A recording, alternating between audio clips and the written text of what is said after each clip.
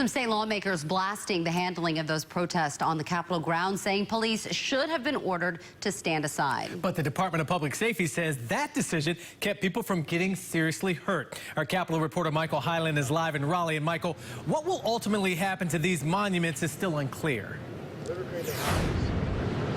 Right. They actually just reopened the roads right around here, and behind me, they're still trying to find the equipment that they're going to be able to use to try to dismantle the rest of the monument here. It's not clear when that will actually happen. I also found out today that based on everything that happened over the weekend, some plans to put new monuments and a new park dedicated to African Americans here in Raleigh could be on hold.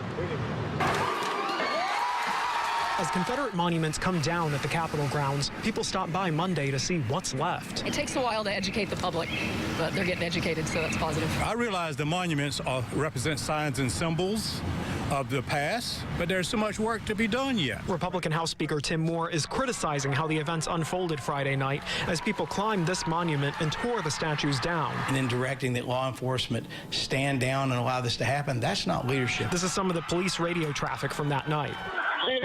Pull it down again. What you want us to do?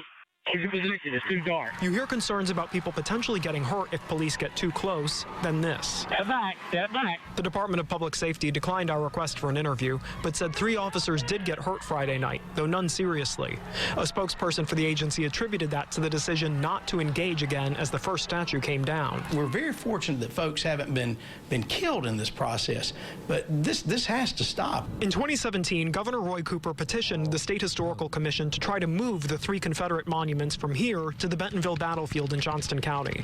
The commission instead recommended putting up signs to give the monuments context. A bill is moving through the state legislature to pay for that and help pay for a new park to honor African Americans.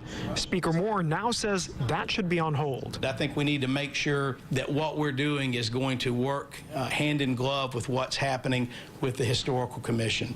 And what we don't want to do is go out and spend taxpayer dollars and build something new that's going to get destroyed. Speaker Moore says he doesn't think the legislature should address that issue until next year. I've reached out to Governor Cooper to find out what he wants to do with the monuments here in the long term. We have not gotten a response. Live in Raleigh, Michael Hyland, CBS 17 News.